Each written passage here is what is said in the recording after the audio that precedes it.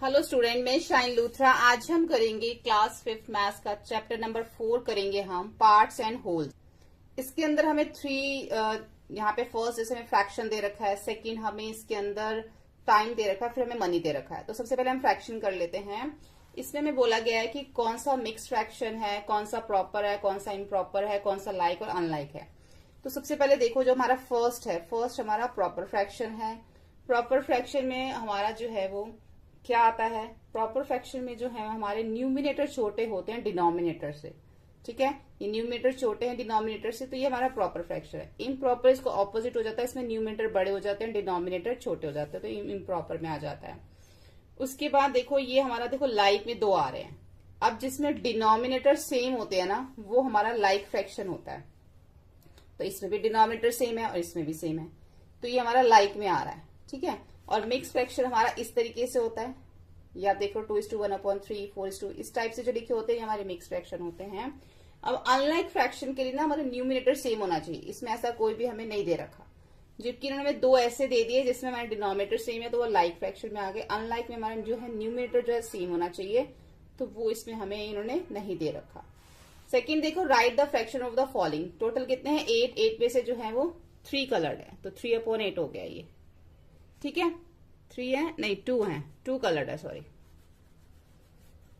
2/8 है ये। ठीक है, 8 में से 2 कलर्ड है, टोटल 5 है, 5 में से 1 कलर्ड है, तो 1/5। अब टोटल देख लो ये कितने हैं, टोटल ये 12 है, 12 में से 9 कलर्ड है, 9/12। टोटल 8 है, 8 में से 3 कलर्ड, 3/12। टोटल 16 है, 16 में से 11 कलर्ड है, तो 11/16। ये हो गया इसका फ्रैक्शन। उसके बाद देखो, right the reciprocal multiplicative inverse of the following. अब इसको रेसिप्रोकल करना है, जिसके नीचे कोई भी नंबर नहीं होता ना, उसके नीचे 1 होता है। जैसे ये 4/1 है, रेसिप्रोकल में होता है उल्टा कर देना उसका। ये 4/1 का 1/4 हो जाएगा, 1/5 का 5/1, जिसको हम 5 भी लिख सकते हैं यहाँ पे ऐसे। अब ये है 1:6/8, 8 1 जा 8, 8 में 6 को प्लस करेंगे 14, तो 14/8 का 8/14 हो जाएगा रेसिप्रोकल। अब देखो 7 2 जा 14, 14 में 3 प्लस करो 17, 17/7 का 7/17 हो जाएगा, 9/1 का 1/9 हो जाएगा। देखो इसमें कितने बॉक्स हैं, ये जो है एक 1/2 है। ठीक है, कलर्ड वालों को देखो, ये 1/2 है। अब ये 1/2 को आगे से 1/4 कर दिया है। ठीक है, तो ये 1/2 हो गया, ये 1/4 दो हिस्सों में बांट दिया ना, तो टोटल ये कितने हैं 2, और वैसे कितने हैं 1। देखो ये टोटल ये 2 है, 2 में से 1 कलर्ड है, तो कितना हो गया 1/2। टोटल कितने हैं 1 2 3 4, 4 में से 2 कलर्ड है, तो 2/4। टोटल कितने यहाँ पे, ये देखो यहाँ पे अब हमें इस तरीके से देखा, अगर उसको डिवाइड करें 1 2, यहाँ पे भी डिवाइड करें ऐसे इस तरीके से, तो टोटल कितने हो जाएंगे 1 2 3 4 5 6 7 8 9 10। 10 में से जो है वो हमारा कितना है, यहाँ पे डिवाइड किया हुआ है 2 डिवाइड किया हुआ है, 10 में से सिर्फ 2 ही डिवाइड किया हुआ, तो 2/10। यहाँ पे 1 2 3 4 5। अब इस 1/10 दोनों को यहाँ पे 1 कर दिया, तो 1/5, यानी कि हमने ना इसके हिसाब से करना है ये। ठीक है, ये है हमारा। अब आप इसको वैसे भी अगर कट करोगे, यहाँ पे देखो ये 1/2 है और ये 2 है, तो 2 में से ये क्या हो जाएगा 2/4 हो जाएगा। ऐसे ही 1/10 का क्या है 1/5। अगर आप इसको कट भी करोगे, देखो यहाँ पे भी कट करोगे, तो 2 1 जा 2, 2 2 जा 4, 1/2 आ रहा है। यहाँ पे देखो 2 1 जा 2, 2 5 जा 10, तो 1/5 आ रहा है। ऐसे यहाँ पे देखो आप, ये क्या है 2 दे रखे, वैसे टोटल कितने हैं 1 2 3 4 है, और 4 में से 2 कलर्ड है।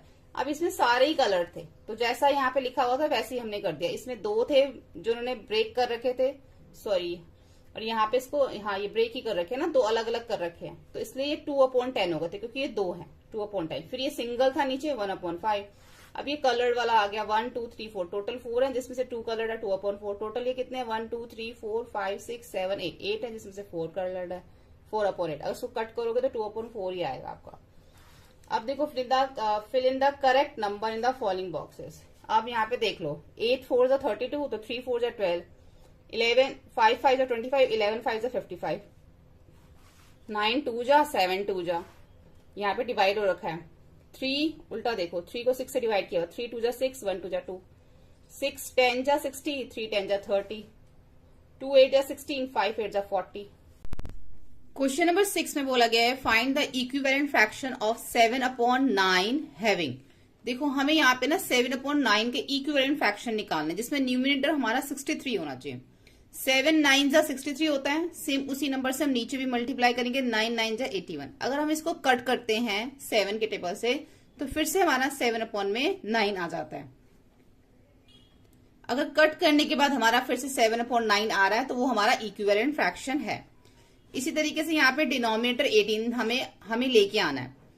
तो 7/9 को 9 को हम 2 से मल्टीप्लाई करेंगे, 18 उसी नंबर से हम ऊपर भी मल्टीप्लाई करेंगे, 7 2 जा 14। अगर अब इसको हम कट करते हैं 2 के टेबल से, 2 7 जा 14 और 2 9 जा 18, फिर से हमारा 7/9 आ गया। यानी कि ये इसके हमने क्या लिखा है, इसका हमने ये इक्विवेलेंट फ्रैक्शन जो है वो फाइंड किया है। इसी तरीके से इसका जो सेकंड वाला है, find the equivalent fraction of 64 और 80। अब 64 और 80 का इक्विवेलेंट फ्रैक्शन निकालना है, तो वो भी हम इसी तरीके से करेंगे। देखो हमें डिनोमिनेटर क्या लेके आना है, अब 20 आना चाहिए। तो मल्टीप्लाई, क्योंकि हमारा नीचे क्या है 80 है, तो मल्टीप्लाई करने पे तो हमारा 20 नहीं आ सकता, हम डिवाइड करेंगे। तो 80 को जब 4 से डिवाइड करेंगे तो 20 आएगा, उसी नंबर से हम ऊपर भी डिवाइड करेंगे, 64 को 4 से डिवाइड करेंगे 16। अब इसको जब हम कट करेंगे तो हम देखेंगे कि हमारा कट करने के बाद जो है तो हमारा 2 से जाएगा, 2 8 जा 16, 2 1 जा 2 0, फिर से 2 से चला जाएगा, 2 4 जा 8 और 2 5 जा 10। तो हमारा क्या आ गया, ये 4/5।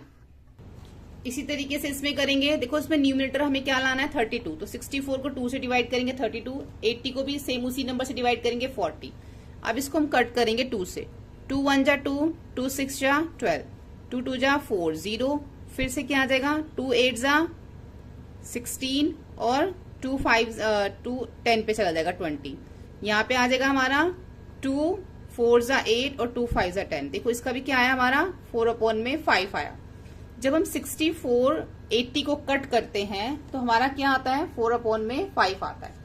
और जब हमने इसका डिनोमिनेटर यहाँ पर 20 किया और यहाँ पे इसका न्यूमिनेटर 32 किया और उसके बाद जब हमने कट किया तब भी हमारा क्या आया, 4/5 आया। क्योंकि 64/80 को जब आप कट करोगे तो आपका क्या आएगा, 4/5। तो ये इसके क्या हो गए, इक्विवेलेंट फ्रैक्शन हो गए।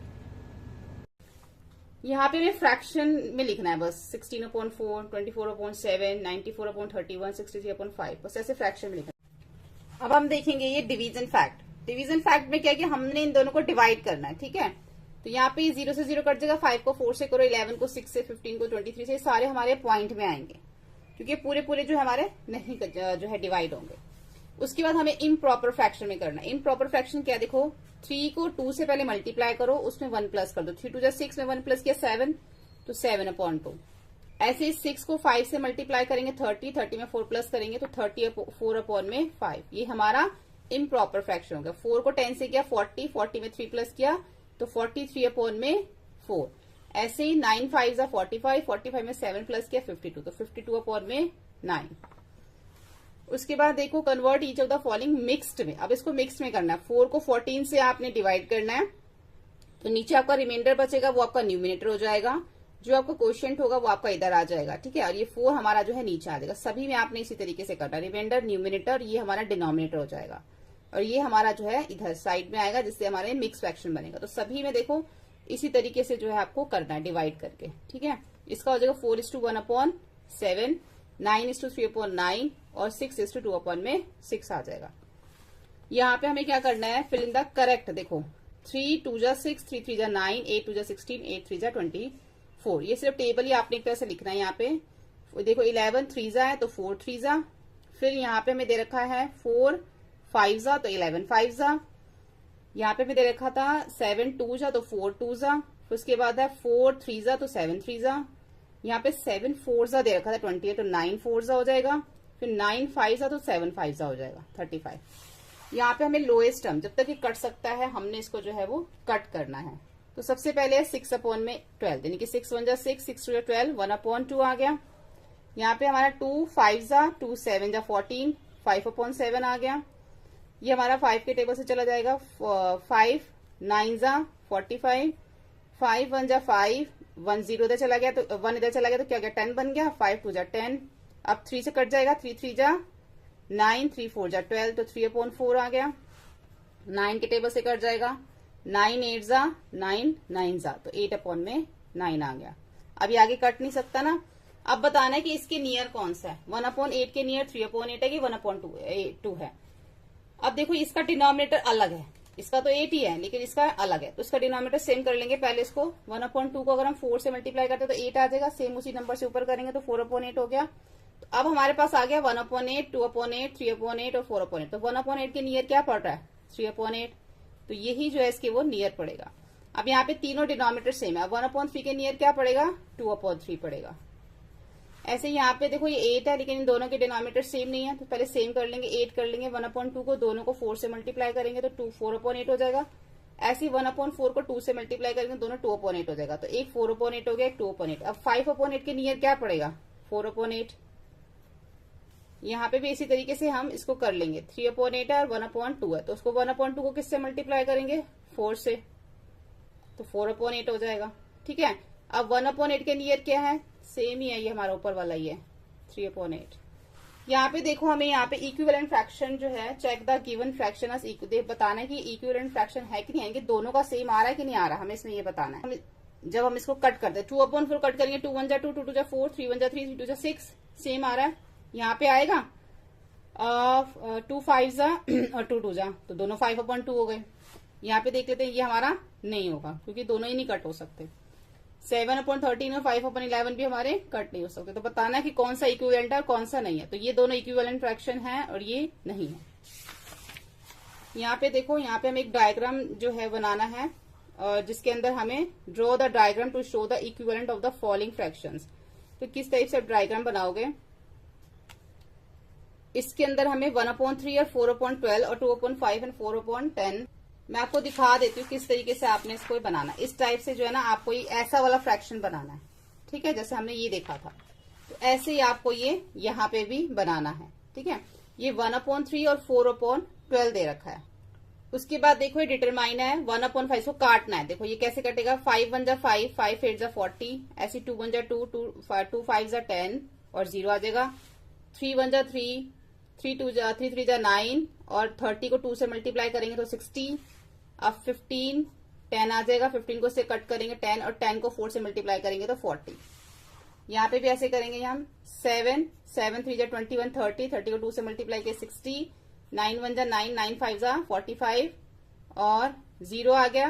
50 को 3 से मल्टीप्लाई किया 150। अब जी देखेंगे 20 seconds of a minute. 20 second of a minute, यानी कि 1 मिनट के अंदर जो 20 सेकेंड होते हैं वो कौन सा पार्ट होता है, कितना हिस्सा होता है उसका? तो 1 सेकेंड के अंदर जो मिनट होते हैं 1/60 मिनट होते हैं। ऐसे 20 सेकेंड के अंदर जो मिनट होते हैं वो 20 में कितने हो जाएंगे? 60 हो जाएंगे, क्योंकि 1 सेकेंड में 1/60 है तो 20 सेकेंड में कितने होंगे? 20/60। 0 से 0 कट हो जाएगा, 2 1 जा 2, 2 3 जा 6, तो 1/3 मिनट हो जाएंगे। ठीक है, यानी कि 20 सेकेंड के अंदर कितने मिनट होते हैं? 1/3 मिनट होते हैं। H में है 4 आवर्स ऑफ अ डे। अब हमें बताना है कि एक दिन के अंदर जो 4 आवर्स होते हैं 1 डे के अंदर, वो एक दिन का कितना पार्ट होता है। ठीक है, तो 24 आवर्स किसके इक्वल होता है? 1 डे। कि एक दिन के अंदर 24 आवर्स होते हैं, जब 24 आवर्स हो जाते हैं तो एक दिन हो जाता है। ऐसे 4 आवर्स में कितने होंगे? 4/24। तो इसको कट करेंगे, 4 1 जा 4, 4 6 जा 24। तो जो एक दिन के अंदर 4 आवर्स होते हैं वो होते हैं 1/6। अब देखेंगे question number 17, multiply the fraction reduce the lowest term. हमने पहले इसको मल्टीप्लाई करना, अगर हमारा रिड्यूस हो सकता है, जब तक कट सकता है तब तक उसको काटेंगे। तो यहाँ पे देख लो 4 1 जा 4, 4 5 जा 20। अब हमारा और कट सकता है और नहीं कट सकता, तो आ जाएगा हमारा 16/5। यहाँ पे देख लो, ये हमारा 2 से कट जाएगा, या आपका ये 3 से भी कट जाएगा। 3 2 जा 6 और 3 6 जा 18। अभी कट जाएगा 2 1 जा 2, 2 3 जा 6। तो यहाँ पे क्या आ गया? 8/3। नीचे देखो यहाँ पे हमारा कट जाएगा, पहले 5 से काट लो। 5 2 जा 10 और 5 5 जा 25। अब हमारा ये 2 से कट जाएगा। 2 1 जा 2, 2 8 जा 16। फिर से हमारे 2 से चला जाएगा। 2 4 जा 8, 2 2 जा 4, 1 इधर चला गया 7 हो गया। 2 7 जा 14। अब देखो यहाँ पे ऊपर हमारा क्या बचा? ऊपर हमारा 27 बचा और 5 4 जा 20।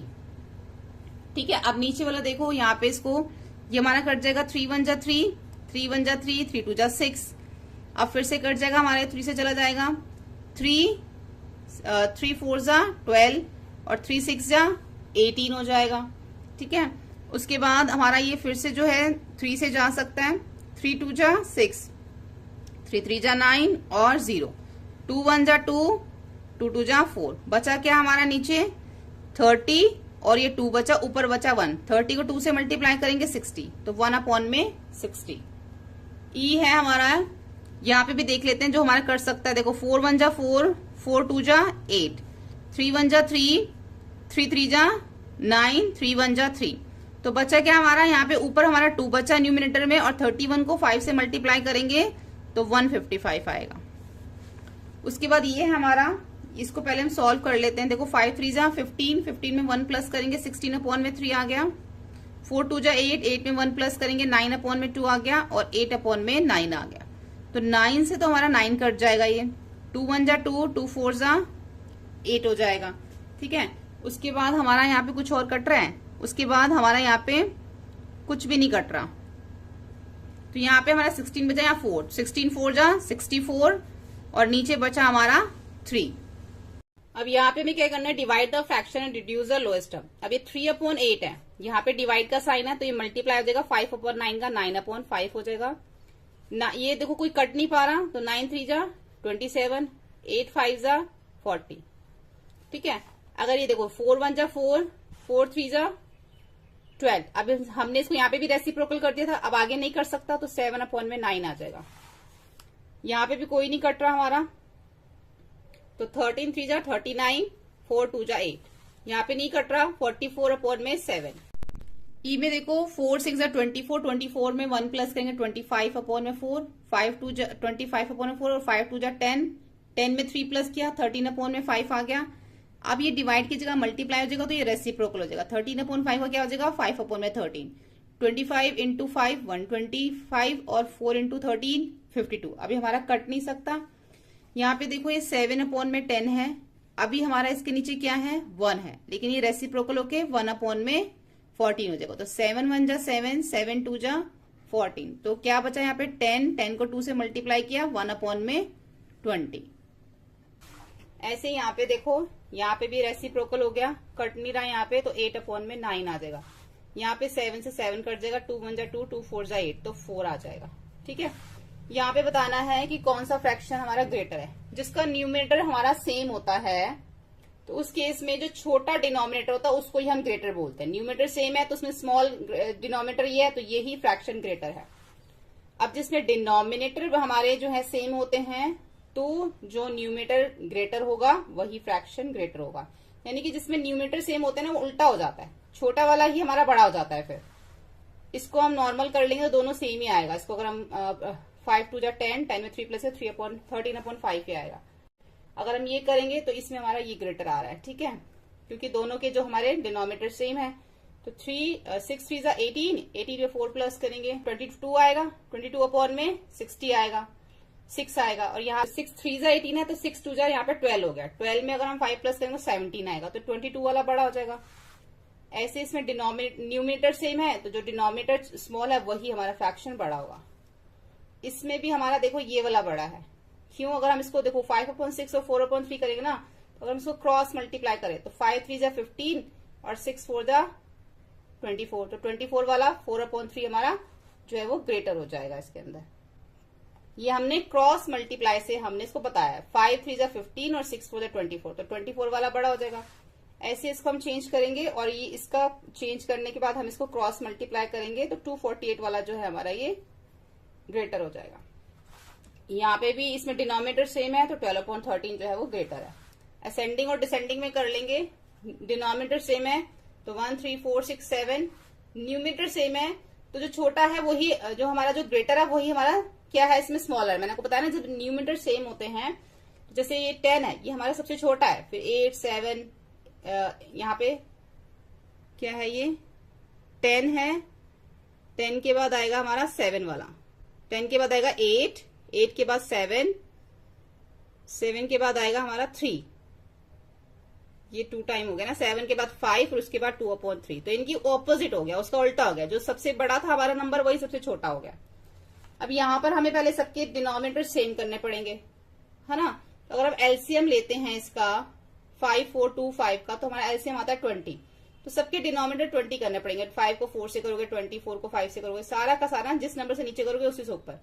तो हमारा आएगा यहाँ पे 8/20, 15/20, 10/20, 12/20। तो सबसे छोटा जो है उसको आगे लिख देना। अब सबसे स्मॉलेस्ट कौन सा है इसके अंदर, हमारा है यहाँ पे 8/20। तो 8/20 हमारा 2/5 से आया है, तो इस तरीके से इसको हमने करना है।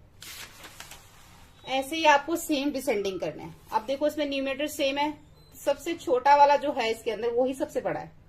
34 सबसे छोटा लेकिन सबसे बड़ा है, इस तरीके से लिख देंगे। डिनोमिनेटर सेम है, जो बड़ा है वही हम ग्रेटर जो है उसको आगे लिखेंगे, उसके बाद उसको डिक्रीज करते जाएंगे। इसमें भी न्यूमरेटर सेम है, तो जो 5 सबसे स्मॉलेस्ट है तो सबसे आगे आ जाएगा, उसके बाद उससे बड़ा, फिर उससे बड़ा, फिर उससे बड़ा, ऐसे हो जाएगा, ऑपोजिट हो जाता है, न्यूमरेटर सेम होते हैं। सॉल्व द फॉलोइंग, इसको सॉल्व करना है हमें। सिंपल है, न्यूमरेटर सेम है प्लस कर दो, न्यूमरेटर सेम है प्लस कर दो, सॉरी डिनोमिनेटर सेम है, डिनोमिनेटर सेम है प्लस कर दो, इसके भी डिनोमिनेटर सेम है प्लस कर दो, इसके भी डिनोमिनेटर सेम है। और जब आप इसके भी डिनोमिनेटर सेम है प्लस कर दो, यहाँ पे भी डिनोमिनेटर सेम है और यहाँ पे भी डिनोमिनेटर सेम है, बस प्लस करना। सब्ट्रैक्शन करना है, तो यहाँ क्या लिखा है, ऐड और सब्ट्रैक्शन दोनों है यहाँ पे। तो ये देखो इसमें क्या है, डिनोमिनेटर अलग है, डिनोमिनेटर सेम कर लो दोनों का। अगर आप एलसीएम लेते हैं, देख लो एक तरीका ये भी है, जैसे 6 और 3 है, 6 और 3 के टेबल अगर हम करें तो 3 2 जा 6 और 6 2 12, तो दोनों में 6 कॉमन है, तो इनका एलसीएम 6 आएगा। ये भी एक तरीका होता है एलसीएम पता करने का। दोनों टेबल में जो चीज सबसे पहली कॉमन आएगी वही एलसीएम होता है। तो ये देखो हमने 6 लेके आना है सबके नीचे, इस तरीके से मल्टीप्लाई कर लो। मल्टीप्लाई करने के बाद डिनोमिनेटर सेम हो गए तो दोनों को प्लस कर दो। ऐसे यहाँ पे भी डिनोमिनेटर 6 और 9 के टेबल में क्या कॉमन आएगा, 6 और 9 के टेबल में 18 कॉमन आ रहा है, ठीक है। तो दोनों हमें जो है इन दोनों का जो डिनोमिनेटर 18 करना, 6 3 जा और 5 3 जा, 9 2 जा, 2 2 जा, तो आ गया 15/4 ये आ गया, ठीक है। इसको हमने दोनों को प्लस कर देना। ऐसे ही नीचे करना है सेम, ठीक है। अब इसमें 2 4 3 के टेबल में 12 कॉमन आता है सबसे पहले, तो बस 12 आना चाहिए सबका डिनोमिनेटर, उसके बाद प्लस कर दो। इसमें भी हम ऐसे करेंगे 10/21 माइनस 2/7। यहाँ पे भी हमें क्या करना है, डिनोमिनेटर सेम करना है, तो 21 × 1 21 हो जाएगा और 7 3 जा 21, यानी कि यहाँ पे मैं दोनों को 1 से मल्टीप्लाई करेंगे 10/21 को, और 2/7 को दोनों को 3 से करेंगे, क्योंकि तभी हमारा 7 × 3 क्या होगा 21। सेम उसी डिजिट से ऊपर करेंगे तो 6। अब हमारे जो डिनोमिनेटर सेम हो गए हैं, तो यहाँ पे हमें क्या करना है, माइनस 10/21 माइनस 6/21। आंसर क्या आएगा 4/21, ठीक है। यहाँ पे देखो इसके नीचे हम 1 लगाएंगे और यहाँ पे हमें इसको माइनस करना है, तो हम इसमें क्या लेंगे, एलसीएम लेंगे।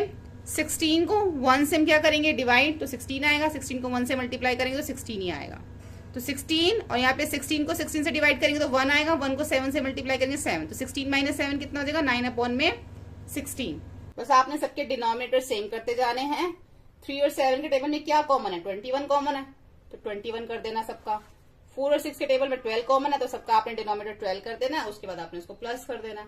ऐसे 4 8 के टेबल में क्या कॉमन है, 8 कॉमन है, ठीक है। ऐसे करना। अब हम करते हैं नीचे की इसकी word problem. First word problem है, Arun and Ali took 39 minutes to reach school. Arun और अली को जो है 39 मिनट्स लगते हैं स्कूल पहुंचने में। अगर वो वॉक करके 39 का 1/3 वॉक करके जाते हैं, तो एंड वेंट बाय बस for their remaining time, how many time did they spend इन बस। तो हमें बताना है कि वो बस में कितना टाइम स्पेंड करते हैं, क्योंकि 39 का 1/3 तो वॉक करके जाते हैं, तो कितना टाइम है जो वो बस में स्पेंड करते हैं, ठीक है। तो लिखेंगे Arun and Ali reach to school 39 minutes, they walk 1/3, यानी कि 1/3 39 का कितना हो जाएगा, 13 मिनट्स तो वॉक करके जाते हैं। फिर जो 39 में से हम 13 को माइनस कर देंगे, यानी कि जितने टाइम को लगता है और उसके जितना वो वॉक करके जाते हैं दोनों में से माइनस कर देंगे, तो बस का टाइम आ जाएगा 26 मिनट उनको बस में लगते हैं, तो they spend 26 minute in the bus, ठीक है। सुजाता का जो बर्थडे केक है उसको 16 पीसेस में इक्वल स्लाइस किया गया है। पार्टी के बाद जो 1/4 जो है केक का जो 1/4 है वो बच जाता है, तो कितने स्लाइसेस बचेंगे, तो इसको हम लिखेंगे टोटल नंबर ऑफ स्लाइसेस। आप इसको इस तरीके से लिखना, ये भी देखो 2 लाइंस है, Sujata birthday cake cut in slices भी लिख सकते हैं, टोटल नंबर ऑफ स्लाइसेस, ये ज्यादा सही आप लिखना। टोटल नंबर ऑफ स्लाइसेस है 16, उसके बाद द स्लाइसेस वर लेफ्ट, तो 16 का 1/4 निकाल लेंगे तो हमारा आ जाएगा 4 1 जा 4 4 4 जा 16, तो 4 पीसेज जो है वो लेफ्ट बचेंगे। If one if I cut an apple into 4, अगर मैंने एक एप्पल को 4 पीसेस में काटा, ठीक है, और मुझे जो है 1/4 मिला। अगर हम एक एप्पल को 4 पीसेस में काटेंगे तो 1/4 हो जाएगा ना।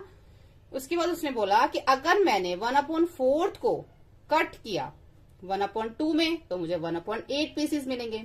जब उसने 4 को, एक एप्पल को जब 4 पीसेस में काटा था तो उसको 1/4 मिला। जब उसने 1/4 को 1/2 में कट किया तो उसको 1/8 मिला। ठीक है, अब वो पूछ रहा है अगर मैं 1/5 को 1/2 में कट करूं तो मुझे क्या मिलेगा। If I cut an apple 4, I get 1/4. If I cut apple 1/4 cut into 1/2 तो I get 1/8 pieces. If I cut 1/5 is to cut into 1/2 तो I get 1/5 into 1/2 यानी कि 1/10 pieces मिलेंगे उसको। ये दो तो हमें इन्होंने बुक में ही दे रखे हैं, हमें सिर्फ ये फाइंड करना था। अगर 1/5 को अगर 1/2 में वो काटता है, 1/5 को 1/2 में कट करता है तो उसको कितने पीसेस मिलेंगे। तो 1/5 को अगर हम 1/2 से मल्टीप्लाई करें तो 1/10 पीसेस मिल जाएंगे उसको। ठीक है, फोर्थ वाला देखो, how many pencils costing rupees 1/5 each. अगर एक पेंसिल की कॉस्ट 1/5 है तो 20 पेंसिल की कॉस्ट कितनी होगी। कॉस्ट ऑफ ईच पेंसिल हो गया 1/5, तो number of pencils can be boat 20 कितने की होंगी रुपीज, सॉरी इसमें लिखा हुआ है क्योंकि एक पेंसिल की जो कॉस्ट है वो 1/5 है तो ₹20 में हम कितनी पेंसिल्स जो है वो खरीद सकते हैं। तो इसमें हमें डिवाइड करना पड़ेगा। एक पेंसिल की कॉस्ट दे रखी है तो ₹20 में हम 20 डिवाइडेड बाई 1/5 रेसिप्रोकल हो जाएगा।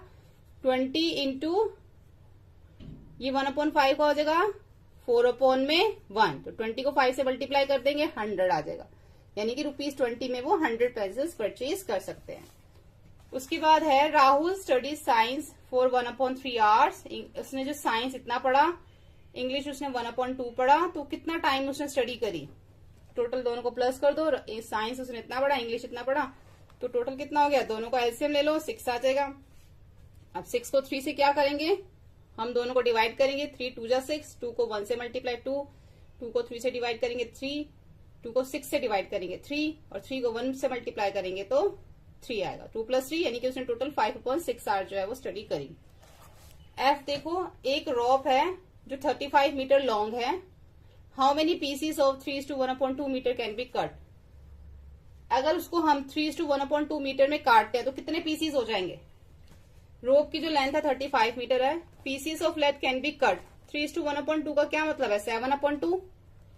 अब इन दोनों को डिवाइड कर देंगे, 35 डिवाइडेड बाई 7/2, तो यहाँ पे डिवाइड रेसिप्रोकल हो जाएगा। 2/7 डिवाइड मल्टीप्लाई में चेंज होगा, 7 1 7, 7 5 35, 7 को 2 से मल्टीप्लाई करेंगे तो 10 पीसेस में वो कट हो जाएगा।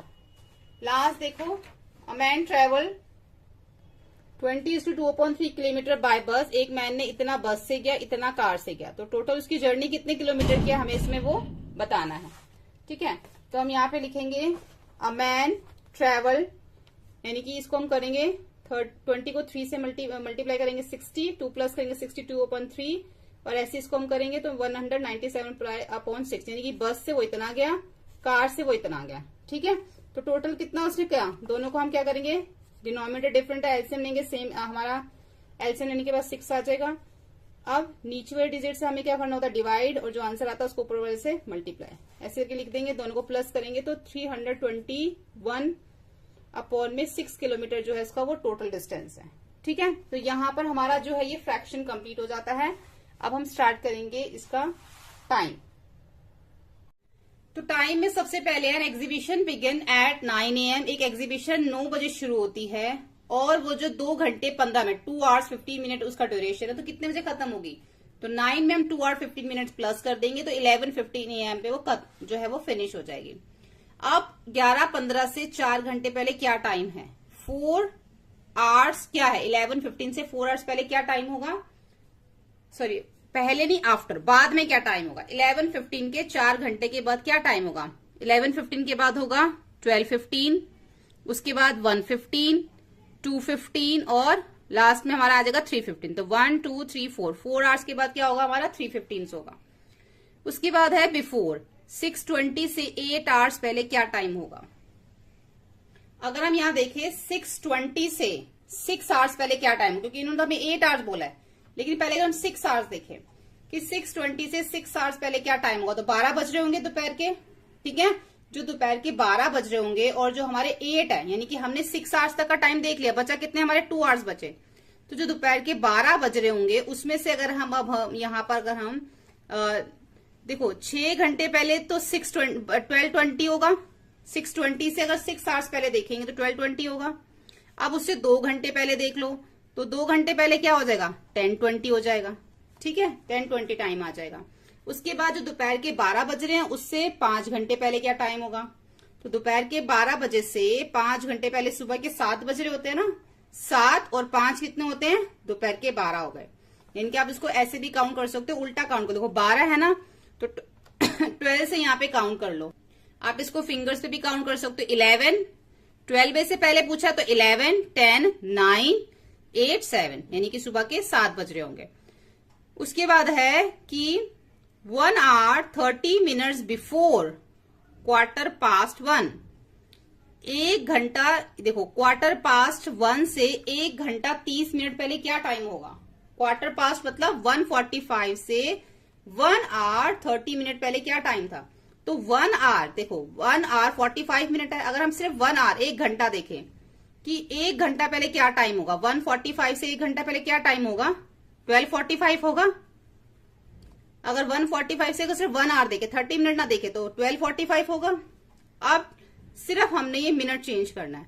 अब 45 से 30 मिनट पहले क्या होगा, इसको अगर हम माइनस करेंगे तो 15 होगा। तो यानी कि 1 hour 45 मिनट से 1 hour 30 मिनट पहले 12 hour 15 मिनट्स होंगे। पहले हमने पूरा 1 hour माइनस कर लिया, उसके बाद हमने 30 मिनट माइनस कर लिया। अब यहाँ पे लिखा है कि जो सुबह के 10:30 बज रहे हैं, 10:30 AM है, तो उसके 6 घंटे पहले क्या टाइम होगा, तो 10:30 से 6 आवर्स पहले क्या टाइम होगा, पहले नहीं बाद में, आफ्टर लिखा है यहाँ पे, 6 hour आफ्टर 10:30 AM। तो 10 में आप देखो 10 से लेके अगर हम 12 तक देखें तो हमारे हो जाते हैं 2 आवर्स। ठीक है, अगर मैं 10:30 में और 2 आवर जो सुबह के 10:30 मिनट हो रहे हैं और जो दोपहर के 12 बजते हैं, दोनों में 2 घंटे का फर्क है। ठीक है, उसके बाद 4 आवर्स रह जाते हैं, तो दोपहर के 12 आवर्स, मैं आपको यहाँ पे करके दिखा देती हूँ।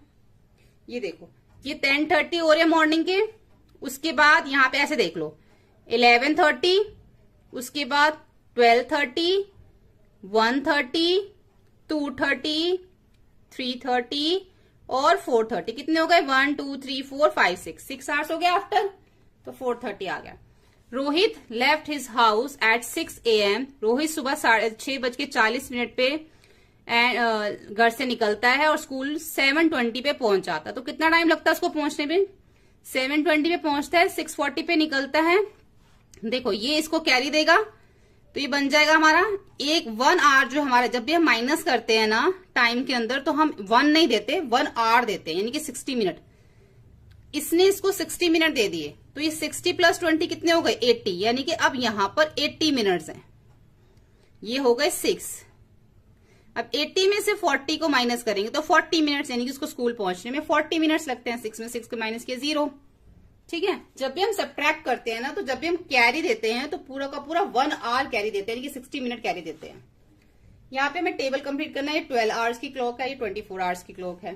तो 1 PM का मतलब होता है 13 आवर्स, आपको पता है। 3 AM का मतलब होता है, इस तरीके से लिखते हैं। और ये जो 19:30 का मतलब है 7:30 PM। 10 को ऐसे लिखते हैं। ये हमारे 11 आवर्स हैं, 11 PM है। ये हमारे रात के 12 बज रहे हैं, 0:00। फिर ये 4 AM सुबह के जो टाइम होता है, जो मॉर्निंग के 4 होते हैं वो इस तरीके से होते हैं। ठीक है, ये जो 24 आवर्स की जो क्लॉक होती है ना, उसमें ऐसे टाइम आता है। जो रात के 12:20 होते हैं उसमें 00:20 AM होंगे। ठीक है, अब यहाँ पे देखो, अरेंज द सॉल्व मेंटली। एक जो रिपब्लिक डे है वो परेड स्टार्ट होती है सुबह के 10 बजे और 12:40 पे खत्म हो जाती है। तो क्या टाइम ड्यूरेशन है, सुबह 12:40 पे शुरू हुई और 10 बजे खत्म हो गई। 12:40 से 10 के बीच को दोनों को माइनस कर दो, 2:40 ड्यूरेशन है। अनु ईट्स डिनर। अब अनु जो है वो खाना खाती है 8:30 PM में। If the time now is 7:50 PM, अगर अभी 7:50 PM हो रहे हैं और 8:30 PM पे खाना खाती है तो कितना टाइम अभी है उसके पास, how much more time does she have until dinner. तो इसमें भी माइनस हो जाएगा। अब देखो 8:30 में से हमें 7:50 को माइनस करना, तो जब ये इसको कैरी देगा ना तो पूरा का पूरा 60 मिनट कैरी दे देगा। तो 60 + 30 कितने हो जाएंगे 90, यानी कि अब यहाँ पे 90 मिनट हो गए और 90 में से 50 को माइनस करेंगे तो 40 मिनट्स आ जाएंगे, यहाँ पे 7 बन जाएगा। ठीक है, माइनस में आपको ध्यान रखना जिसको 40 मिनट्स है अभी उसका डिनर के लिए। अनिल वेंट टू बेड, 10 बजे वो रात के 10:10 पे PM पे वो बेड पे जाता है और सुबह 5:15 पे उठ जाता है। तो कितना टाइम सोता है। अब यहाँ पे देखो रात की जो 10 है उससे लेके पहले रात के 12 बजे तक का टाइम देख लो कितना है। रात के 10 से रात के 12 बजे में हम 10 को माइनस करेंगे, यानी कि 10 से लेके रात के 12 बजे तक तो वो 1 आवर 50 मिनट सोया। अब 12 बज चुके हैं रात के, 12 बजे से लेके सुबह 5:15 का जो टाइम है 5:15, इसके बीच में कितना टाइम है। अब जो हमने रात के 12 बजे से लेके रात के 10 के बीच को माइनस किया था 150 आया था, उसको हम प्लस कर देंगे 5:15 AM में, दोनों को प्लस कर देंगे तो आ जाएगा हमारा 6 आवर 65 मिनट। तो कभी भी हम टाइम के अंदर 65 मिनट नहीं लिखते, 60 से ऊपर नहीं जाना चाहिए। ठीक है, अगर ये 60 से ऊपर जा रहा तो ये 1 इधर चला जाएगा, यानी कि 6 का बन जाएगा 7 और 60 में से अगर हम माइनस करें 5 को तो हमारा सिर्फ 5 मिनट बचेगा, यानी कि 65 का मतलब होता है 7 आवर 5 मिनट्स। ठीक है, 60 से ऊपर टाइम नहीं जाना चाहिए, जितना भी टाइम ऊपर जाएगा वो हमारा मिनट्स में आ जाएगा और 1 हमारा इधर चला जाएगा, यानी कि 1 आवर हमारा इधर चला जाएगा। तो 7 आवर 5 मिनट वो सोता है। Hari return his library book on August 4। Hari ने जो लाइब्रेरी बुक 4 तारीख को वापस करी। If he had borrowed it a week earlier, उसने 1 हफ्ता पहले बुक ली थी तो कौन सी डेट को उसकी बुक इश्यू हुई थी। तो 4 अगस्त से 4 दिन पहले देख लो क्या दिन होगा। यहाँ पे आप देखो इसको इस तरीके से, अगस्त में कितने डेज होते हैं 31 और उसने 4 अगस्त को उसने रिटर्न करी तो 31 + 4 35 डेज हो गए टोटल। अब 35 में से 7 को माइनस करेंगे, 28 जुलाई को उसने जो है बुक जो उसकी इशू हुई थी। Uday went to Agra on 22 December and return 29 December. How long, वो कितने दिन रहा, 22 तारीख को गया और 29 को आ गया। तो 23, 24, 25, 26, 27, 28, 29 को तो वो आ गया, तो इसका मतलब वहां पर वो 16 रहा। How long was his holiday, 6 days. The news on TV channel start at 3:40 PM, 3:40 पे न्यूज स्टार्ट होती है और 20 मिनट्स की न्यूज है, तो कितने बजे खत्म होगी। तो 40 में 20 को प्लस कर देंगे तो 360 का मतलब क्या होता है 4 PM, क्योंकि जब 60 है तो पूरा का पूरा 1 आवर इधर आ जाएगा। ठीक है, 60 मिनट मतलब 1 आवर, तो 4 PM। अब देखो इसमें ऐड करना है, आप ये खुद करना, मैं आपको समझा देती हूँ। ये देखो यहाँ पे तो 50 आ जाएगा, 40 + 10 50, 6 + 4 10 आ गया, यहां तक तो ठीक है, ये भी ठीक है कि ये 5 हो गया। 4 to 6 देखो, 4 to 6 65 सेकेंड हो गया, 65 सेकेंड का मतलब हो जाता है 1 मिनट। तो यहाँ पे तो सिर्फ 5 ही रह जाएगा, 5 सेकेंड, 1 मिनट हमारा आगे हो जाएगा यहाँ पे, यानी कि जो भी हम आंसर लिखेंगे उसमें 1 मिनट प्लस कर देंगे। अब ये 0 आ गया, 3 और 3 कितना हो गया 9 हो गया, तो 1 मिनट तो हमारे पास पहले से ही था, तो कितना हो गया ये 91 मिनट हो गया हमारा, 91 मिनट, 1 प्लस कर दिया ना, तो यहाँ पे सिर्फ हमारा क्या रहेगा, देखो 60 मिनट का 1 आवर होता है। अगर हम 91 में से 60 को माइनस करें यहाँ पर तो क्या बचेगा 1 और 9 में 6 गए 3, 31 मिनट यहाँ बचेंगे और 1 पूरा का पूरा इधर चला जाएगा, यानी कि यहाँ पे 1 आवर प्लस हो जाएगा, 5 और 2 7 और 1 8, तो हो जाएगा 8 आवर 31 मिनट और 5 सेकेंड। यानी कि 60 से ऊपर जाते ही आपको आगे आपको अगर सेकेंड है तो मिनट में 1 देना पड़ेगा, मिनट है तो आपको 1 आवर आगे देना पड़ेगा, 60 से ऊपर नहीं जाना चाहिए, बाकी जो बच जाएगा वो हमारा मिनट और सेकंड बन जाएगा। ये चीज आपको जो है ना ऐड करते टाइम ध्यान रखनी है। अब ईयर में देखो, मंथ है 5 और 3 हमारे 6 7 8 मंथ्स हो गए, 4 और 3 7 ईयर्स हो गए। यहाँ पे हमारा देखो 7 और 6 कितना हो जाएगा 13 मंथ्स तो नहीं होते, 12 ही होता है, तो यहाँ पे हमारा क्या आ जाएगा 12 मंथ्स आ जाएगा। ठीक है, अब एक मंथ जो है हमारा वो एक्स्ट्रा है, तो यहाँ पे देखो 8 और 2 10, तो जो 10 की जगह हमारा यहाँ पे क्या हो जाएगा, यहाँ पे हमारा 11 हो जाएगा। 11 कैसे होगा, देखो जो 1 मंथ एक्स्ट्रा है ना हमारा यहाँ पे 13 आ रहा है। ठीक है, अगर हम इसके हिसाब से देखो 13 आ रहा है, यहाँ पे 10 आ रहा है, तो यहाँ पे सिर्फ 1 मंथ बचेगा, जो 12 मंथ से वो आगे जाके 11 ईयर्स हो जाएंगे, 1 साल इधर चला जाएगा। ऐसे ही देखो यहाँ पर ये हो गया 90 और ये हो गया हमारा 7, तो 90 मिनट्स तो नहीं है, ठीक है।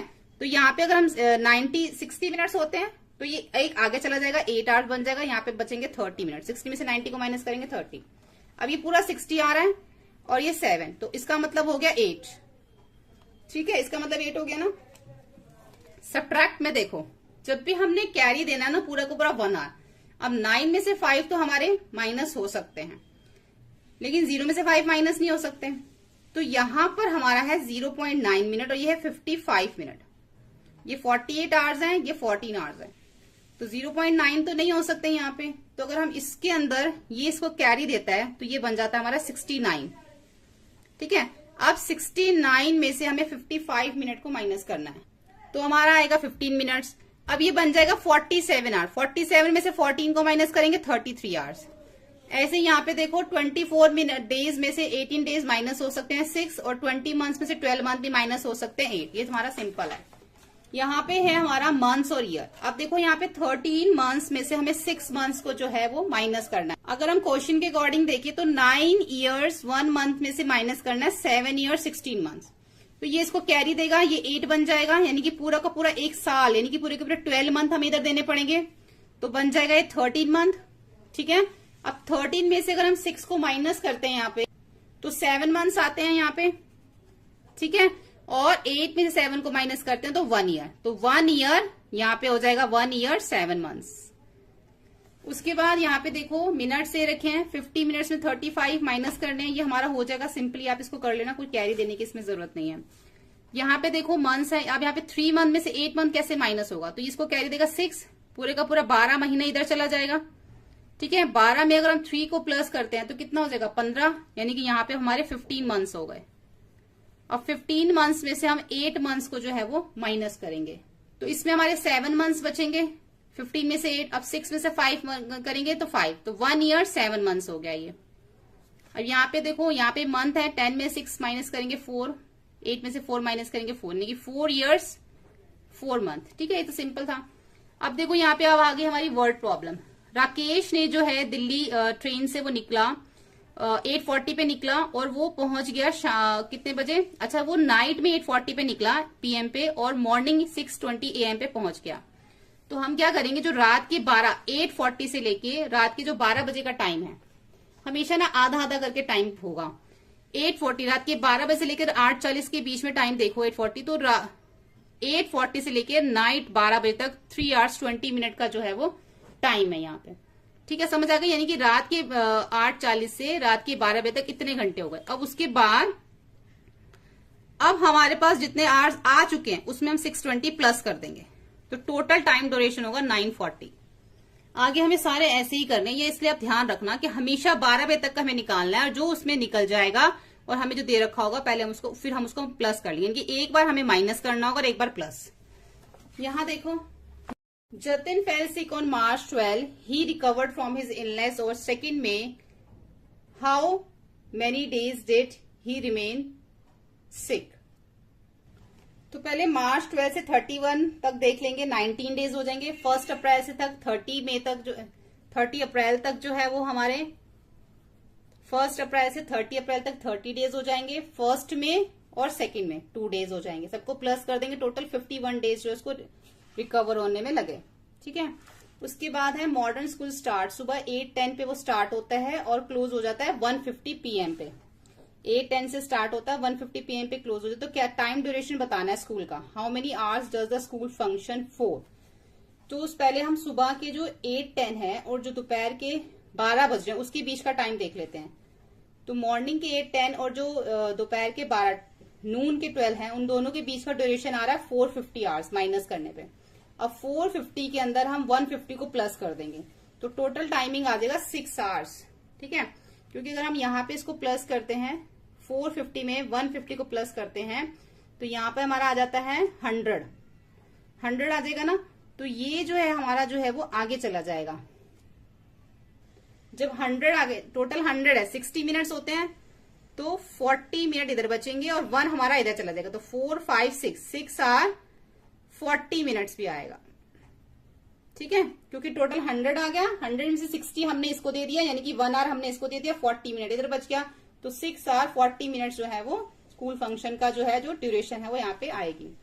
बाल भारती स्कूल स्टार्ट होता है 8 AM पे, और at what time will break start if the break is after 3 period and each period is duration 35 minute. 3 period के बाद जो है उनका ब्रेक स्टार्ट होता है, स्कूल सुबह स्टार्ट हो जाता है 8 AM पे, तो 3 पीरियड को आप प्लस कर लो, 35 प्लस 35 प्लस 35, 105 मिनट के बाद ब्रेक शुरू होता है। सुबह 8 बजे जो क्लास शुरू होती है और 105 मिनट के बाद उनका ब्रेक शुरू होता है। 60 मिनट में कितने होते हैं, 1 आवर होते हैं, और 105 मिनट में हो जाएंगे आपके 1 आवर 75 मिनट। तो 1 आवर 75 मिनट का मतलब है 2 आवर 15 मिनट, क्योंकि 60 इधर चला गया, ये 2 बन गया, 15 मिनट इधर बच गए, तो 2 आवर 15 मिनट्स के बाद उनका जो है वो ब्रेक स्टार्ट होता है। अगर सुबह स्कूल 8 AM पे स्टार्ट हो रहा है, 2:15 के बाद 2 आवर 15 मिनट के बाद अगर ब्रेक स्टार्ट होता है तो 8 में प्लस कर देंगे 2, तो 10:15 पे जो है उनका ब्रेक स्टार्ट होता है। An art exhibition start on 1 फरवरी। 1 फरवरी पे उनकी आर्ट एग्जीबिशन स्टार्ट होती है 10:30 पे और एंड हो जाती है 3 फरवरी 4:30 पे। तो बताना है उसका कितना लंबा वो एग्जीबिशन चला। 1 फरवरी स्टार्ट हुई 10:30, 2 फरवरी 10:30 और 3 फरवरी 10:30। इसका मतलब हो गया 1 डे और 2 डे, 24 आवर्स, 48 आवर्स हो गए 3 फरवरी तक। ठीक है, अब यहाँ तो हमने पहले डे बता दिए कि कितने 48 आवर्स जो है वो 1 फरवरी से लेके 3 फरवरी तक 48 जो है आवर्स हो गए। उसके बाद अब टाइम देखो, 10:30 पे वो शुरू होती है। ठीक है, तो दोपहर के जो 12 बज रहे हैं उसमें से हम 10:30 माइनस करें तो 1:30 यही हो जाता है।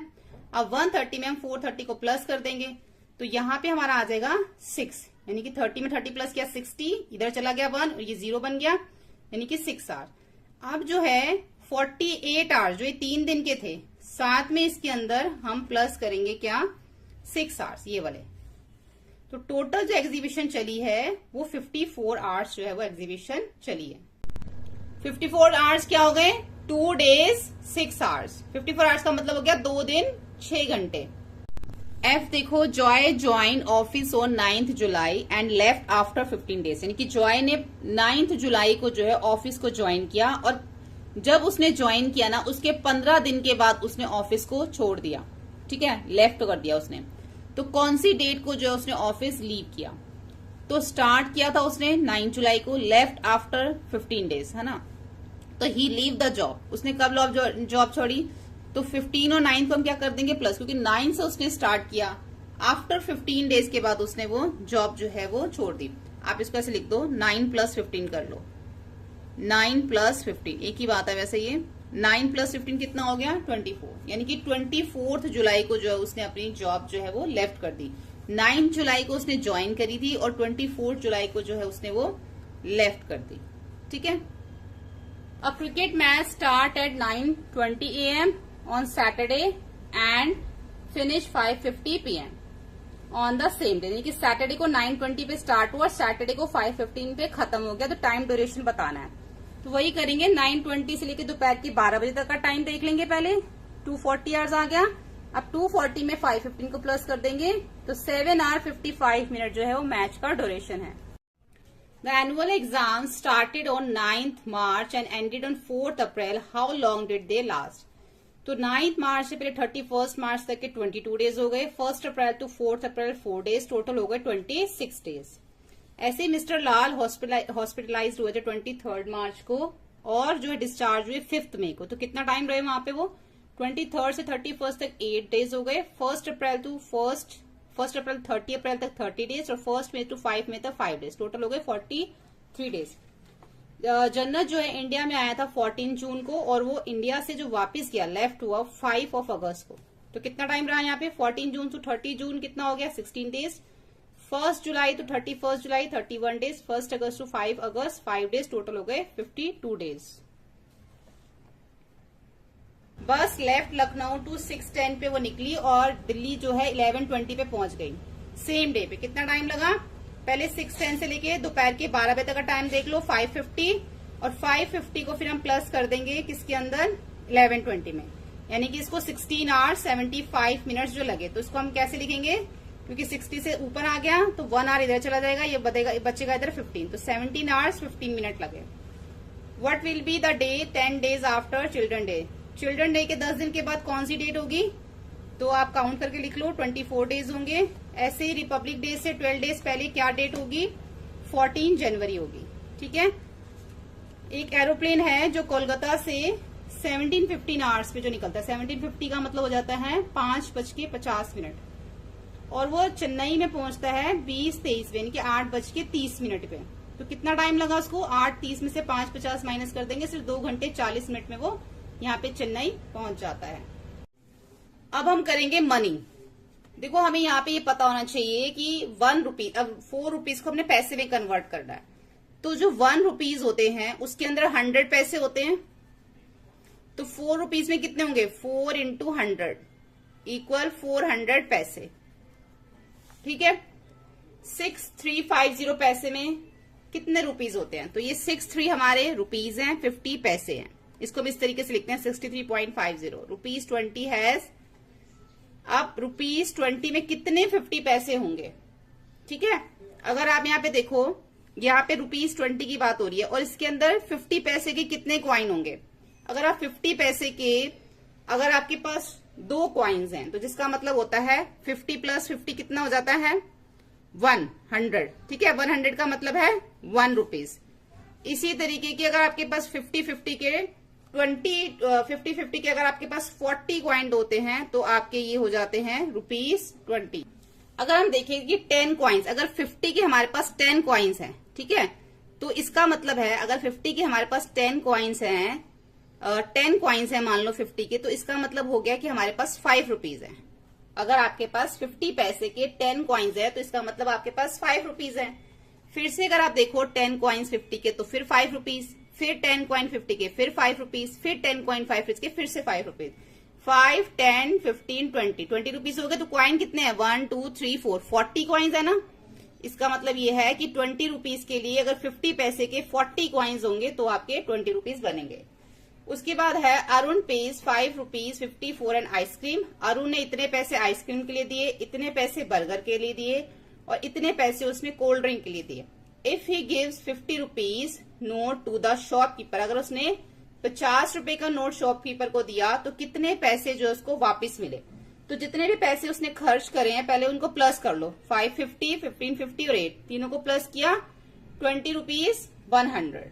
ठीक है, अब 20 रुपीज 100 का मतलब है 29, क्योंकि 100 रुपीज 100 पैसा इक्वल 1 रुपीज। तो ये इधर ट्रांसफर हो गया 1 रुपी, तो 29 रुपीज उसने खर्च करे। टोटल 50 रुपए थे, 50 में से 29 को माइनस किया, 21 रुपीज जो है उसको रिसीव हुए। 2 चॉकलेट्स बार और एक आइसक्रीम की जो कॉस्ट है वो है 64 रुपीज। आइसक्रीम के लिए दोस्तों 30 रुपीज दिए, लेकिन चॉकलेट बार के लिए उसको कितने पैसे देने पड़े। तो टोटल चॉकलेट बार और आइसक्रीम दोनों के पैसे हैं इतने, उसमें से हम आइसक्रीम के पैसे जो है माइनस कर देंगे, तो 34 रुपीज जो है उसको चॉकलेट बार के देने पड़े। और चॉकलेट बार कितने की थी, चॉकलेट बार कितनी है, 2 हैं। ठीक है, यहाँ पे तो एक यहाँ पे निकला है 2 चॉकलेट बार के पैसे निकल गए ना, तो एक चॉकलेट बार कितने की थी, what is the cost of each chocolate bar बोला है। तो जितने दोनों के पैसे थे चॉकलेट बार और आइसक्रीम के, उसमें से सिर्फ आइसक्रीम के पैसे हमने माइनस कर दिए, 34 रुपीज चॉकलेट बार के निकला है, 2 से डिवाइड किया तो एक चॉकलेट बार जो है वो 17 रुपीज की थी। वरुण बोर्ड 4 बैलून्स, 25 पैसे के उसने 4 बैलून्स लिए और 4 स्टिकर लिए उसने 50 पैसे के। तो how much money did she spend, कितने पैसे खर्च किए, 25 पैसे के उसने 4 बैलून लिए, तो 25 पैसे का मतलब है 100 पैसा मतलब 1 रुपी, और 50 पैसे के उसने 4 स्टिकर लिए जिसका मतलब है 200 पैसा यानी कि 2 रुपीज, मिला के 3 रुपीज उसने जो है स्पेंड किए। राहुल हैज ₹10 मोर देन विवेक। अब राहुल के पास विवेक से 10 रुपए ज्यादा हैं। If the total amount of money they have is 80, अगर दोनों के पास जो है, अगर दोनों के पास अगर टोटल अमाउंट 80 रुपीज है तो how much money does Vivek have, तो विवेक के पास कितने पैसे हैं। ठीक है, देखो फिर से समझो कि जो पैसे विवेक के पास है उससे 10 रुपए ज्यादा जो है वो राहुल के पास है। ठीक है, और राहुल के पास कितने पैसे हमें नहीं पता, वो हमें निकालना है। लेकिन जो टोटल अमाउंट है वो 80 रुपीज है। तो 80 में से हम क्या करेंगे, माइनस कर देंगे 10 को। इसका मतलब ये है कि विवेक के पास 70 रुपीज है, और विवेक के पास अगर 70 है तो राहुल के पास तो 10 मोर है। राहुल के पास कितने हैं, 80 हैं। ठीक है, तो हमें 80 में से 10 माइनस करना है, तो हमें मालूम पड़ जाएगा विवेक के पास कितने पैसे हैं। द कोस्ट और 12 नोटबुक, 12 जो नोटबुक्स हैं वो 150 रुपीज की हैं। तो 2 नोटबुक का हमें कोस्ट निकालनी है। तो कोस्ट ऑफ 12 नोटबुक है 150, कोस्ट ऑफ 1 नोटबुक है 150 को डिवाइड करेंगे 12 से, तो आ जाएगा ये हमारी 1 नोटबुक की। देखो 12 अगर 150 की तो 1 कितनी की होगी, 150 को डिवाइड कर देंगे 12 से, 12 यानी कि 12 रुपीज 50 पैसे की होगी। तो 2 कितने की होंगी, 12.50 को मल्टीप्लाई कर देंगे हम 2 से। ठीक है, तो आ जाएगा 25 रुपीज की 2 नोटबुक्स होंगी। अब यहाँ पे देखो, अगर कॉस्ट प्राइस ज्यादा है सेलिंग प्राइस से, तो इसका मतलब ये है कि लॉस हुआ है। कॉस्ट प्राइस ज्यादा है सेलिंग प्राइस से तो लॉस हुआ है। कॉस्ट प्राइस और सेलिंग प्राइस दोनों सेम है तो नो लॉस नो गेन। अगर सेलिंग प्राइस ज्यादा है तो गेन, प्रॉफिट हुआ है। अब बुक वॉज बॉट, एक बुक जो है 50 रुपीज की खरीदी और उसको बेच दी 70 रुपीज में, तो क्या हुआ, लॉस हुआ या प्रॉफिट हुआ।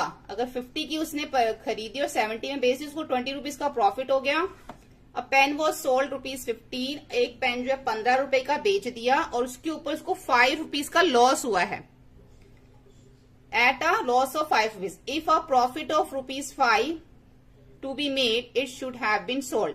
देखो उसने बताया, यहाँ पे बता रहे हैं कि एक पेन है जो कि 15 रुपीज का बेचा, 5 रुपीज के लॉस में उसने 15 रुपीज का बेचा। अगर 15 रुपीज के ऊपर 5 रुपीज का अगर हमें प्रॉफिट करना है तो नहीं, इसको ऐसे करेंगे। देखो ये लिखा हुआ है, अ पेन वॉज सोल्ड ₹15, कि एक पेन 15 रुपीज का सेल किया, जो 15 रुपीज का सेल हुआ ना 5 रुपीज लॉस के पास सेल हुआ, यानी कि वो जो पेन की जो कॉस्ट है वो 20 रुपीज है, तभी तो 5 रुपीज के लॉस के बाद 15 रुपीज का सेल किया, तो यहाँ पे तो उसको 5 रुपीज का लॉस हो गया। लेकिन अगर उसको 5 रुपीज के प्रॉफिट पे सेल करेंगे तो कितने का सेल होगा, तो फिर वो 25 में 5 प्लस कर देंगे तो 25 रुपीज का वो सेल होगा। 20 के ऊपर 5 रुपीज का प्रॉफिट हुआ तो 25 का।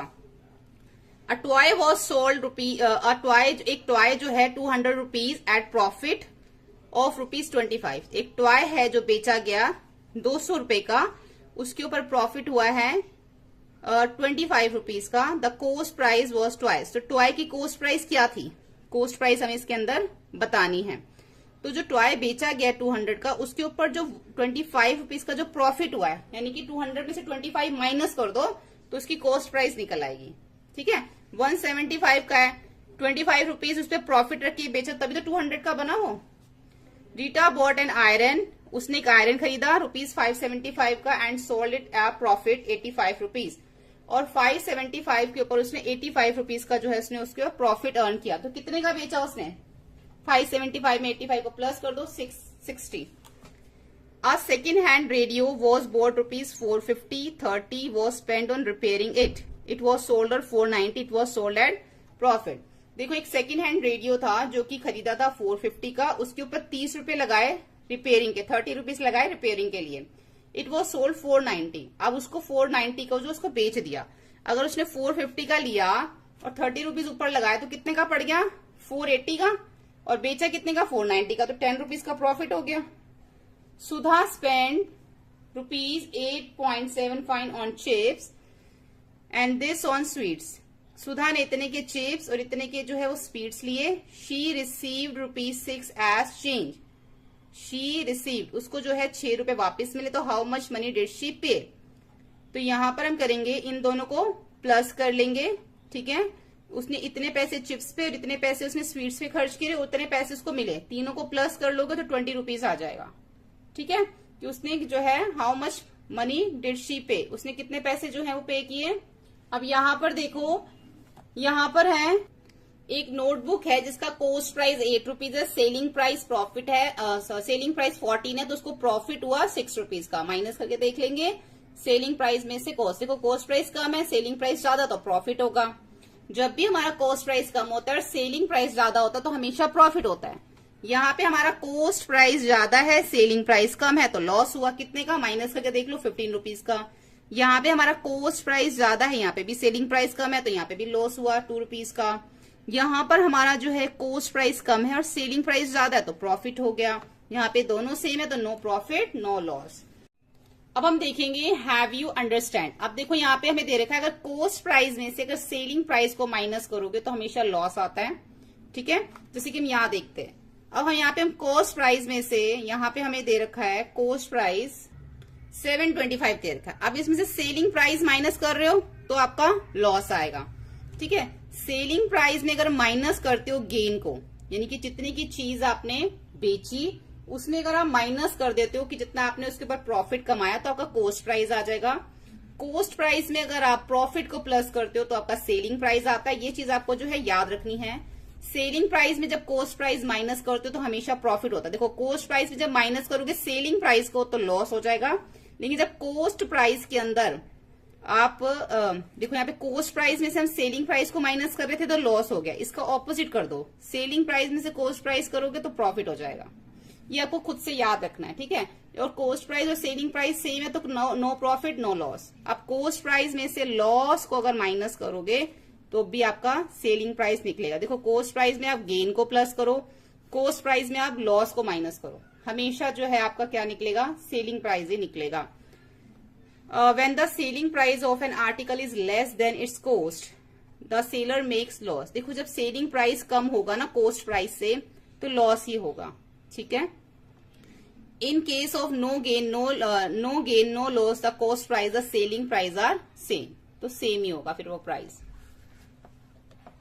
अब ये देखो यहाँ पे कंप्लीट द टेबल। यहाँ पे हमें दे रखा था 7 रुपीज कॉस्ट प्राइस और 1 रुपीज का लॉस हुआ है, तो इसका मतलब 7 में से 1 को माइनस किया 6। यहाँ पे आया हमें, यहाँ पे हमने कॉस्ट प्राइस में से लॉस को माइनस किया तो हमारा सेलिंग प्राइस निकल आया। यहाँ पे हमें सेलिंग प्राइस और लॉस दे रखा है, तो सेलिंग प्राइस में जब हम यहाँ पर लॉस को हम क्या करेंगे, प्लस करेंगे, तभी हमारा कॉस्ट प्राइस आएगा। सेलिंग प्राइस और लॉस को हमें क्या करना पड़ेगा, प्लस करना पड़ेगा, तो हमारा कॉस्ट प्राइस निकल आएगा। यहाँ पे आगे देखो, यहाँ पे हमें दे रखा है सेलिंग प्राइस और लॉस, यहाँ पे भी हमें दोनों को माइनस करना पड़ेगा। यहाँ पर देखो 150 था और लॉस हुआ है 2 रुपीज का, तो यहाँ पर इसका मतलब इसका कॉस्ट प्राइस है 152 रुपीज। 150 का उसने सेल कर दिया, 2 रुपए का उसको लॉस हो गया, तो यहाँ पर भी 2 रुपीज का उसको लॉस हुआ, तो इसका मतलब ये हमारा 30 रुपीज का होगा, है ना। 30 रुपीज इसका कॉस्ट प्राइस होगा, 28 रुपीज का उसने सेल कर दिया, 2 रुपीज का उसको लॉस हो गया। अब यहाँ पर हमें प्रॉफिट दे रखा है, ठीक है। कितना प्रॉफिट है, 150 रुपीज। तो कॉस्ट प्राइस में जब प्रॉफिट प्लस कर दोगे तो सेलिंग प्राइस आ जाएगा। यहाँ पे भी हमें सेलिंग प्राइस और लॉस दे रखा है, तो इसका मतलब कॉस्ट प्राइस जो है वो ज्यादा है। यहाँ पे 48 में हम 5 को प्लस करेंगे ना, देखो 48 में अगर आप 5 को प्लस करते हो तो 53 आता है। इसका मतलब जो हेयर ऑयल है 53 रुपीज का है, लेकिन उसने 48 का सेल किया, उसको 5 रुपीज का लॉस हो गया। अब ये जो नोटबुक है 25 रुपीज की है, लेकिन उसको 4 रुपीज का प्रॉफिट हुआ, तो 25 में 4 प्लस करेंगे तो 29 आएगा। अब हम देखते हैं इसकी वर्ड प्रॉब्लम्स। फर्स्ट है scooter was sold by a dealer. एक स्कूटर डीलर के द्वारा बेचा गया 19,000 का, thereby making profit to 22,050। उसके ऊपर उसने इतना प्रॉफिट किया। What was the cost price of the scooter. तो स्कूटर का जो है हमें क्या बताना है, कॉस्ट प्राइस जो है वो बताना है, यानी कि इतना उसने खरीदा था और इसके ऊपर जो है इसको इतने का उसको प्रॉफिट हुआ, तो कॉस्ट प्राइस क्या था।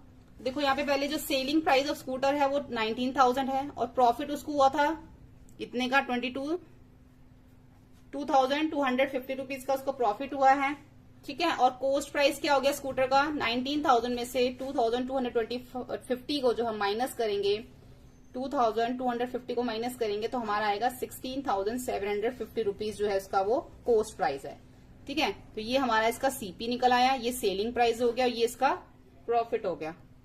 सेकंड देखो, mister Shah boat a car. Mister Shah एक कार लेके आते हैं 1,45,500 की, उसके ऊपर रिपेयरिंग के लिए 4,000 रुपीज वो रिपेयरिंग के लिए स्पेंड करते हैं। तो उनको जो कार है, for how much should he sell it so as to gain 15,000।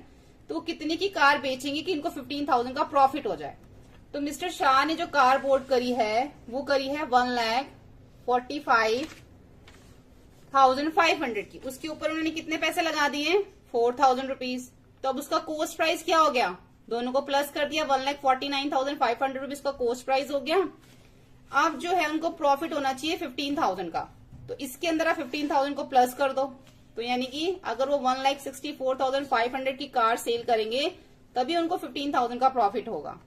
ठीक है।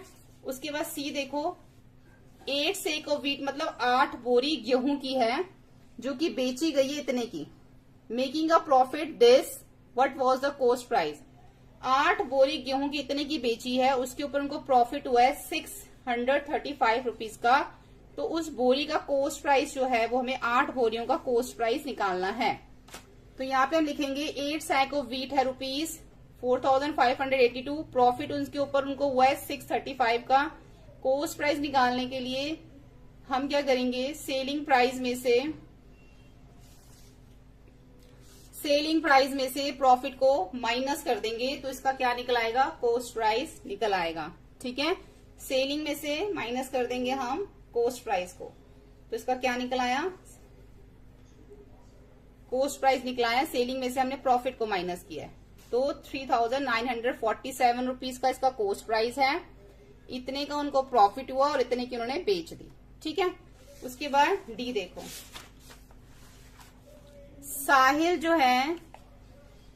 साहिल बोट अ वॉच, एक घड़ी लेके आया है 600 की और उसने जो है सोल्ड इट टू फातिमा को उसने 80 रुपीज के लॉस में बेच दी। तो सेलिंग प्राइस क्या होगा इसका?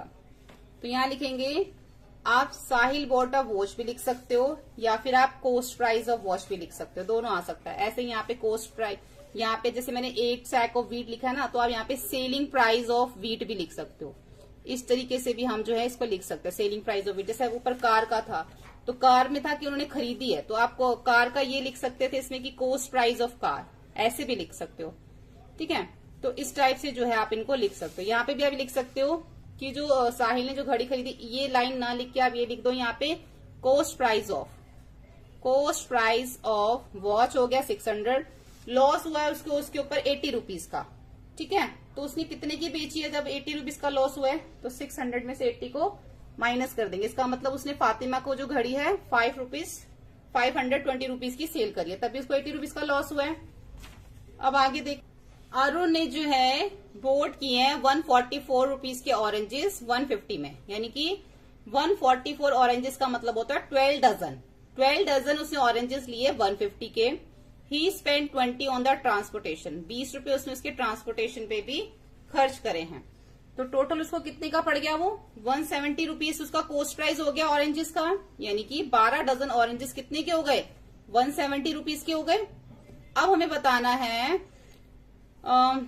Transportation and earn a profit of ₹22 on their sale. जब उसने वो ऑरेंजेस बेचे तो उसको 22 रुपए का जो है क्या हुआ? प्रॉफिट हुआ 22 रुपीज का। Find the selling price of per dozen, एक डजन जो है पर डजन ऑरेंजेस उसने कितने के सेल किए। ठीक है, तो हम यहाँ पे लिखेंगे सबसे पहले कोस्ट प्राइस ऑफ 44 ऑरेंजेस भी लिख सकते हो, cost price of 12 dozen oranges भी लिख सकते हो। तो 150 प्लस 20 170 हो गई, क्योंकि उसने उसको जो है क्या लगा था? 20 रुपीज उसका ट्रांसपोर्टेशन लगा था, तो 170 हो गए। प्रॉफिट हुआ उसको 22 रुपीज का। तो सेलिंग प्राइस के लिए क्या करेंगे हम, जो उसको देखो, जो उसका ये कोस्ट प्राइस था 170 रुपीज और 22 रुपए का उसको प्रॉफिट हुआ, तो उसका सेलिंग प्राइस 192 बन गया। 144 ऑरेंजेस के ऊपर 192 हो गया। 170 का उसने खरीदा और 22 रुपीज का उसको प्रॉफिट हुआ, तो इसका मतलब उसने वो ऑरेंजेस 192 के बेच दिए, 144 ऑरेंजेस। अब हमें 1 डजन का बताना है। अब एसपी ऑफ 1 ऑरेंज अगर हमें निकालना है तो 192 अपॉन में 144। ठीक है, अगर हमें एसपी जो है 12 ऑरेंजेस का निकालना है, यानी कि 1 डजन का निकालना है, तो पहले तो हमें इसको कट करना पड़ेगा। आप इसको 2 से स्टार्ट कर दो कट करना। 2 9 जा 18, 2 6 जा 12, 2 7 जा 14, 2 2 जा 4। उसके बाद आप इसको फिर से 2 से काट लो। 2 4 जा 8, 2 8 जा 16, फिर से ये 2 3 जा 6 और 2 6 जा 12, फिर से 2 से चला जाएगा ये 24 और फिर से 2 से चला जाएगा 80, फिर से हमारा ये 2 से चला जाएगा 8 और ये अब हमारा चला गया है 3 के टेबल से, है ना। 3 8 जा 24 और 3 6 जा 12 आ गया। अब हमारा ये 2 से चला जाएगा, 2 4 जा 8 और 2 3 जा 6, ठीक है। तो 4/3 आ गया। अब हमें 12 ऑरेंजेस का निकालना है, तो 4/3 इंटू 12 ऑरेंजेस का निकालना, 12 आ गया। 3 1 जा 3, 3 4 जा 12 और 4 4 जा 16। तो ₹16 के जो हैं वो 1 डजन ऑरेंजेस उसने सेल किए, यानी कि 12 ऑरेंजेस जो हैं, 12 ऑरेंजेस जो हैं उसने 16 रुपीज के सेल किए हैं, ठीक है। उसके बाद आ जाता है 5th, Sudhir sold his scooter. Sudhir ने जो है अपना स्कूटर बेचा है कितने का, 20,000 का, और उसकी जो साइकिल है वो 1850 रुपीज की उसने बेची है। स्कूटर पे उसको इतने का लॉस हो जाता है, साइकिल पे उसको इतने का प्रॉफिट होता है, ठीक है, जब वो बेचता है। तो हमें बताना है कि इसकी कॉस्ट प्राइस क्या है। तो यहां पर हम लिखेंगे पहले एसपी ऑफ स्कूटर लिख लेंगे। स्कूटर की जो कॉस्ट सेलिंग प्राइस है उसने 20,000 का सेल किया और साइकिल उसने 1850 रुपीज की उसने सेल करी। अब उसको जो स्कूटर पे तो उसको इतना लॉस हुआ है, ठीक है, तो स्कूटर पे इसको लॉस हुआ इतना, तो 20,000 में हम 1200 प्लस कर देंगे। तो इसका मतलब उसकी कॉस्ट प्राइस तो 21,250 थी, लेकिन उसने इतने में इसको सेल कर दिया, तो स्कूटर की तो कॉस्ट प्राइस हमारी निकल आएगी। फिर देखो यहाँ पे जो उसको साइकिल पे जो प्रॉफिट हुआ है वो है 400 रुपीज का, तो कॉस्ट प्राइस ऑन साइकिल कितना हो जाएगा, 1850 में से माइनस कर देंगे 400, यानी कि उसका जो साइकिल का जो कॉस्ट प्राइस है वो तो 1450 है और उसने 400 प्रॉफिट पे जो है 1850 पे सेल कर दी, ठीक है। यहाँ पे आप देखो जब यहाँ पर लॉस हुआ तो हमें क्या करना पड़ा कि जो भी हमारा जो सेलिंग प्राइस था स्कूटर का और जो हमें लॉस हुआ था हमने उन दोनों को प्लस किया। और यहाँ पे हमने क्या किया, देखो जब हमें इसका साइकिल का कॉस्ट प्राइस निकालना है तो यहाँ पे हमें साइकिल के कॉस्ट प्राइस में से प्रॉफिट को माइनस करना पड़ा, सॉरी साइकिल के सेलिंग प्राइस में से, दोनों के ही सेलिंग प्राइस में से हमने माइनस किया है कॉस्ट प्राइस निकालने के लिए। यहाँ पे हमने सेलिंग प्राइस में से लॉस को हमने प्लस कर दिया, यहाँ पे हमने सेलिंग प्राइस में से प्रॉफिट को हमने माइनस कर दिया और दोनों ही केस में हमारा कॉस्ट प्राइस निकला है। अगर आपको ये चार्ट याद रहेगा ना तो आपको पता रहेगा कि किस तरीके से निकालना है, ठीक है। तो दोनों केस में हमने क्या निकाला है, हमने कॉस्ट प्राइस ही निकाला है। एक केस में हमने सेलिंग प्राइस में लॉस को प्लस किया और दूसरे केस में हमने सेलिंग प्राइस में प्रॉफिट को माइनस किया। अब इसके बाद देखो जी में क्या है, सचिन ने जो एक कैलकुलेटर बेचा है, सोल्ड किया 850 रुपीज का, उसके ऊपर इसको लॉस हुआ है 125 का। तो find the cost price of the calculator. अब कॉस्ट प्राइस निकालना है किसका, कैलकुलेटर का। देखो ये भी हमारा उसी तरीके से होगा, लॉस हुआ है तो प्लस करेंगे सेलिंग प्राइस में, सेलिंग प्राइस लिख लिया, लॉस लिख लिया। अब सेलिंग प्राइस में लॉस को प्लस कर दिया तो कॉस्ट प्राइस आ गया, जैसे कि हम ऊपर किया हमने, ठीक है। अब देखो लास्ट है इसमें एच, एक वेजिटेबल सेलर है जिसने कि 150 केजी टमाटो जो है वो 6 रुपीज पर केजी उसने खरीदे हैं, यानी कि उसने टमाटो कितने जो है उसने खरीदे हैं 150 केजी लिए, लेकिन पर केजी टमाटो ₹6 का है। उसके बाद उसने ले लिए तो उसके बाद उसने 100 केजी टमाटो तो उसने 650 के हिसाब से सेल करे, लेकिन बाकी के जो 50 केजी टमाटो बच गए वो उसने 580 के हिसाब से सेल करे। तो बताना है कि इसके ऊपर इसको गेन हुआ है या लॉस हुआ है और कितना हुआ है वो हमें इसमें इसको बताना है। देखो कॉस्ट प्राइस और पहले पर केजी टमाटो लिख दो, 6 रुपीज है पर केजी, और कॉस्ट ऑफ 150 केजी टमाटो कितने, 6 इंटू 150 हो गया 900, यानी कि उसने 900 रुपए के 900 रुपीज के उसने क्या खरीदे, टमाटोस खरीद लिए। अब जब उसने सेल किए 1 केजी तो उसने पर केजी के साथ 650, यानी कि 100 केजी जो उसने टमाटो सेल किए वो 650 इंटू 100 है, यानी कि 650, 650 के उसने 100 केजी टमाटो सेल कर दिए, ठीक है। उसके बाद रिमेनिंग कितने बच गए, 50 बच गए। तो सेलिंग प्राइस ऑफ पर केजी ऑन रिमेनिंग टमाटोस लिख दो या 50 केजी टमाटो लिख दो। तो जो पर केजी है रिमेनिंग टमाटो पर केजी कितना है 5.8, ठीक है। तो तो 50 kg कितना होगा, दोनों को मल्टीप्लाई कर दो। बाकी के जो रिमेनिंग टमाटो थे उसने ₹290 के बेच दिए, यानी कि इसने 100 किलो तो 100 kg तो इतने के बेचे और 50 kg इतने के बेचे, दोनों को प्लस कर लो। इसका मतलब उसने 940 रुपीज के टमाटो जो है वो सेल कर दिए। अब देखो सेलिंग प्राइस ज्यादा आ गया कोस्ट प्राइस से, कोस्ट प्राइस 900 था, सेलिंग प्राइस 940 आ गया। तो जब भी सेलिंग प्राइस ज्यादा होता है तो इसका मतलब प्रॉफिट हुआ है। तो सेलिंग प्राइस में से कॉस्ट प्राइस को माइनस करोगे तो क्या आएगा, हमारा प्रॉफिट ही आएगा, उसको ₹40 का प्रॉफिट हुआ है। तो यहाँ पर हमारा जो कंप्लीट हो जाता है चैप्टर पूरा। होपफुली आपको ये वीडियो हेल्पफुल लगा। वीडियो हेल्पफुल लगे तो प्लीज लाइक शेयर सब्सक्राइब करें। Thank you.